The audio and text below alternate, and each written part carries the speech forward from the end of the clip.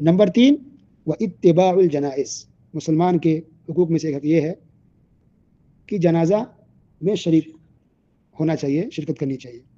تو کسی بھی مسلمان کی جنازہ ہے، انتقال ہو گیا ہے، تو جائیے میت کے ساتھ ساتھ، کندھا دیجیے، آگے پیچھے پیچھے جائیں، ان کو فالو کریں، چاہے جتنا بھی دور قبرستان ہوتا ہے ثواب ملے گا. تو اتباع کہا گیا، اتباع الجنائز، جنائز جو جنازہ میت جا رہی ہے اس کو فالو کیجیے آپ، ان کی پیروی کریں، ان کے پیچھے پیچھے جائیے آپ، اور پہنچ کر کے پھر وہاں جنازے کی نماز پڑھیں.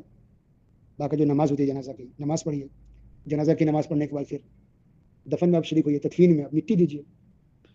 تو الگ سے ایک حدیث ہے جس میں اللہ کے رسول صلی اللہ علیہ وسلم نے ارشاد فرمایا کہ کوئی مسلمان کے جنازے میں اگر کوئی شریک ہوتا ہے تو اللہ تعالیٰ اس کو ایک کی رات کے برابر ثواب دیتے ہیں، اور اگر مٹی بھی دیتا ہے، قبر مٹی ڈالتا ہے، دفن کرتا ہے میت کو، تو اللہ اس کو ایک اور کی رات کے برابر ثواب دیتا ہے.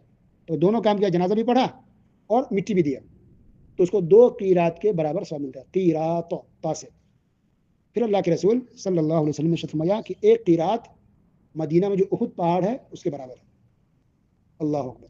تو آپ نے کسی کی جنازہ کی نماز پڑھ لی تو آپ کو احد پہاڑ کے برابر ثواب ملے گا، اور آپ نے مٹی بھی دی، تدفین میں شامل ہو گئے، تو پھر آپ کو ایک اور قیرات کے برابر، ایک اور احد پہاڑ کے برابر ثواب ملے گا. اتنا بڑا اللہ نے اجر و ثواب رکھا ہے، سبحان اللہ. اس لیے کوشش کریں کہ کسی کی جنازہ شریک ہو سکتے ہیں، چاہے دوسرا گاؤں ہو، دور ہو، اگر آپ جا سکتے ہیں، پاسبل آپ کے ہو، اتنا ممکن ہو سکے جانے کی کوشش کریں، اور باقاعدہ جنازہ کی نماز پڑھنی چاہیے. ٹھیک ہے، جنازہ کی نماز کا طریقہ بھی سیکھ لے اگر معلوم نہیں ہے تو. سورہ فاتحہ جنازہ کی نماز پڑھی جاتی ہے، درود شریف پڑھی جاتی ہے، دوسری دعائیں ہیں وہ پڑھی جاتی ہے میت کے لیے. یہ ساری باتیں صحیح بخاری کے اندر موجود ہے تفصیل سے.